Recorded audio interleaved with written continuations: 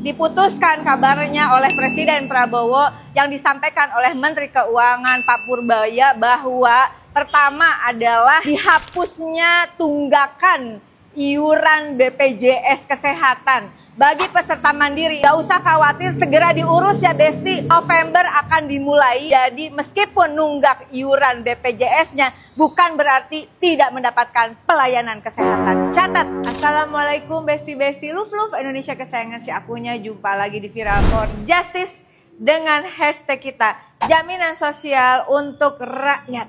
Alhamdulillah wa syukurillah. Jadi aku pernah cerita bagaimana aku memperjuangkan lahirnya undang-undang BPJS itu nggak gampang. Tapi aku tetap berusaha keras meskipun saat itu aku dalam keadaan hamil mengandung anak kembarku. Terima kasih untuk kehadiran Anda semua. Kita telah jalan berpanas-panasan menunjukkan bukti bahwa rakyat Indonesia menginginkan adanya jaminan kesehatan seumur hidup. Betul.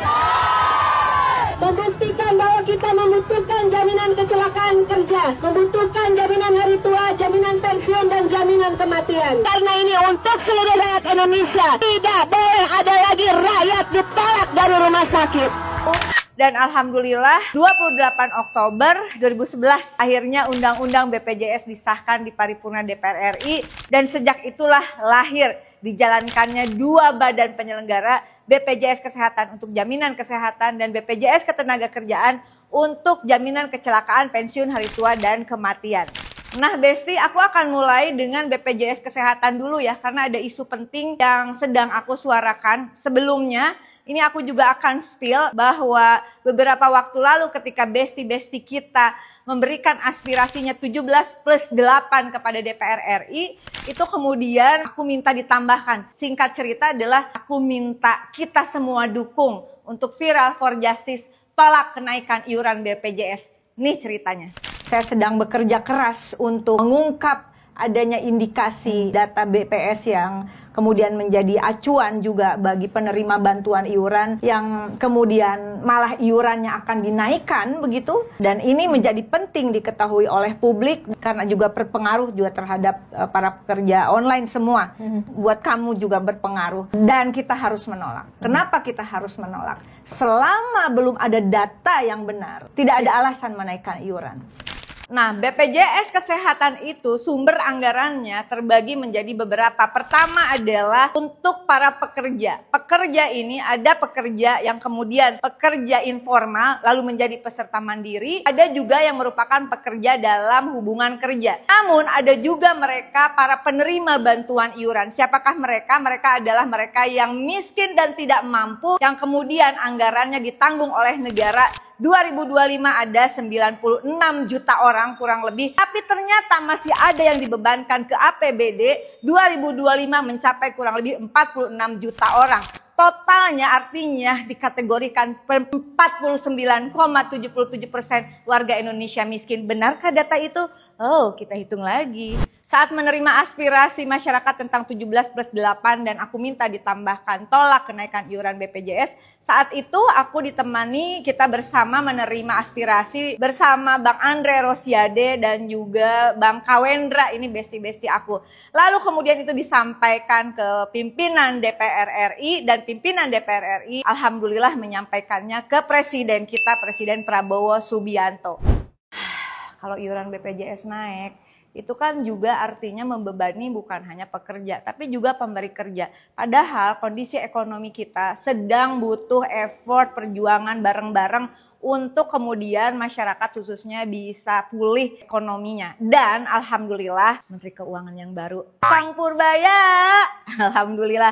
Terima kasih loh Kang Purbaya yang sudah memberikan respon positif. Aku seneng banget dengernya karena aku yakin kebijakan itu juga bukan hanya berdasarkan akal sehat. Akal sehat juga harus memberikan ruang keadilan adanya di sini hati kita dalam memutuskan kebijakan. Singkat cerita, beberapa hari lalu, alhamdulillah, ini menjadi kado penting peringatan lahirnya Undang-Undang BPJS pada paripurna DPR RI 14 tahun lalu. Ya, alhamdulillah kita beri dukungan, kita awasi bersama, diputuskan kabarnya oleh Presiden Prabowo yang disampaikan oleh Menteri Keuangan Pak Purbaya bahwa pertama adalah dihapusnya tunggakan iuran BPJS Kesehatan. Bagi peserta mandiri ini sudah disampaikan juga penjelasannya oleh Dirut BPJS Kesehatan Pak Prof. Ali Gufron bahwa beralih mereka yang mandiri dan nunggak itu ke penerima bantuan iuran. Kurang lebih sekitar 23 juta orang kalau aku tidak salah. Dan hutangnya diputihkan.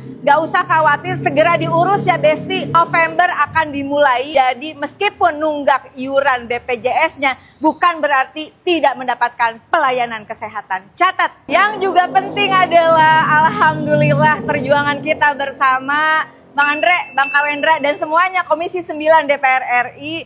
Terima kasih untuk perjuangan kita bersama. Telah disampaikan oleh Kang Purbaya bahwa tidak ada kenaikan iuran BPJS sampai kapan? Sampai setidaknya pertumbuhan ekonomi Indonesia mencapai di angka 6%. Kalau belum itu terjadi, maka Menteri Keuangan kita mengatakan jangan utak-atik iuran BPJS. Makasih banget ya Allah, adem banget dengernya. Terima kasih Pak Presiden Prabowo, terima kasih Menteri Keuangan Pak Purbaya. Mudah-mudahan segala kebijakan yang baik terus dilahirkan dan masyarakat Indonesia berikan support, berikan doanya, berikan dukungan untuk semuanya agar jaminan sosial diterima oleh seluruh rakyat Indonesia. Tidak ada kesejahteraan sosial tanpa sistem jaminan sosial yang adil. Berkah, barokah, barakallah semuanya. Pak Prabowo, Pak Purbaya, terima kasih. Dan Komisi 9 DPR RI, besti-bestiku pimpinan DPR RI tentu saja dan seluruh rakyat Indonesia, kita kawal kebijakan ini, tolak kenaikan iuran BPJS, alihkan peserta mandiri yang tidak mampu menjadi penerima bantuan iuran. Juga mereka yang terkena PHK, segera datanya diurus karena mereka sudah tidak lagi dalam ikatan kerja yang iuran kesehatannya ditanggung oleh pemberi kerja. Ini juga berdasarkan undang-undang harus menjadi penerima bantuan iuran. Tetap bersuara, tetap berjuang, never give up Indonesia. Salam sopan Indonesia. Muah.